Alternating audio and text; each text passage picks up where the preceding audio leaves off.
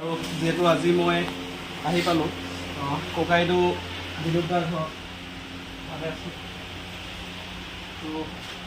যিহেতু এই ভণ্টি ভাগৰ গোটেই গম পাওঁ যে তাইৰ ভাগৰ পানীটো গোটেইখিনি উঠুৱাই লৈ গ'ল কাৰণে অলপ পঢ়াৰ কাৰণে অলপ কিবা এটা সৰু মৰু লৈ আহিছোঁ আৰু মৰমৰ পৰা আৰু যে সকলোতো মানে পানীত উটুৱাই লৈ গ'ল কিন্তু আমিতো সকলো একো দি পিনি শেষ কৰিব নোৱাৰোঁ তাৰমানে চেষ্টা কৰিছোঁ তাইৰ কাৰণে তাইৰ পঢ়া জীৱনটো মানে বানে যদি সকলো শেষ কৰি দিলে তাইৰ শিক্ষা জীৱনটো যেন নষ্ট হৈ নাযাওক তাৰ কাৰণে অকণমান প্ৰয়াস এটা কৰিছোঁ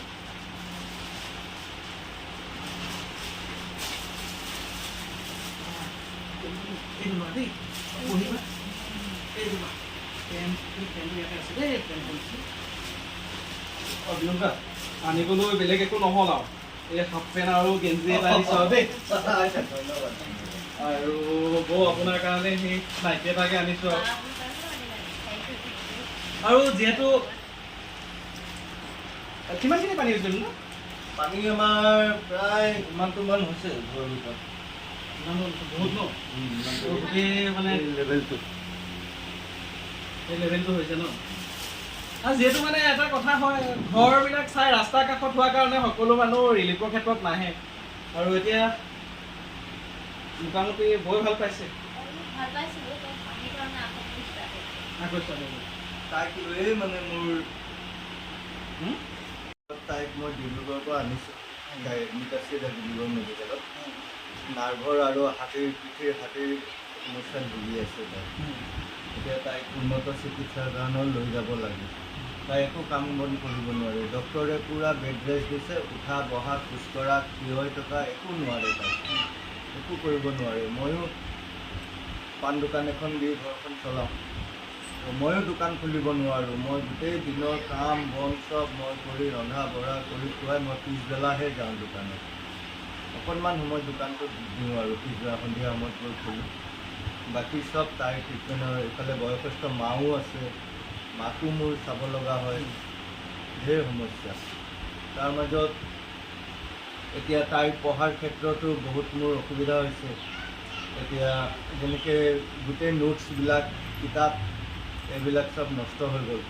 এইবিলাক মই নতুনকৈ আকৌ তাইক কিনি দিব লগা হৈছে স্কুলৰ জোতা মোজা চব আনিব লগা হৈছে এতিয়া তাইৰো বেমাৰৰ মই পইচা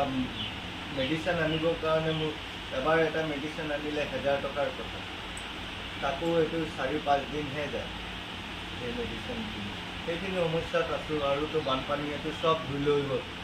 বিচনা ভাগি গৈছিলে আজি কালিহে ফিটিং কৰিছোঁ অতদিনে গৈ মিস্ত্ৰী লগাই তেওঁলোকে বনাই ফিটিং কৰি দিলে এখন বিচনাটো বাহিৰতে ভাঙি পৰি আছে সেইখন ওচৰ ঘৰৰ এজনে এটা দিলে সেইটো চলাই আছোঁ সেইটো ঘূৰাই দিব লাগিব এতিয়া ভগৱানটোৱে সকলো পানী যেনেকৈ আহিলে সকলো ভাল কৰিব অলপ ধৈৰ্য ধৰক আৰু আমিও ক্ষুদ্ৰ প্ৰয়াস কৰিছোঁ যে কিবা এটা ভাল কৰিবৰ কাৰণে বা অলপ মানুহৰ মুখত হাঁহি আহক আৰু তাইৰ শিক্ষা জীৱনটো ভাল হওক আমি আছোঁ আৰু চেষ্টা কৰি আছোঁ পঢ়া ক্ষেত্ৰত যিমানখিনি পাৰোঁ আমি অলপ চেষ্টা কৰিম যে তাইৰ পঢ়াটো নষ্ট হৈ নাযাওক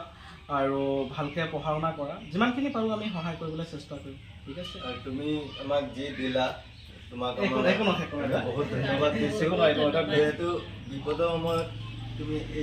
এইখিনিও আমাৰ কাৰণে বহুত একো নাই আপোনালোক চব নিজৰ মানুহ ন আমি চবে থাকিব লাগিব ভালকৈ একেলগে আৰু তেনেকুৱাকৈ আৰু আপোনালোকৰ অঞ্চলতো যদি প্ৰয়োজন হয় মই গৈ আছোঁ আপোনালোকৰ অঞ্চলত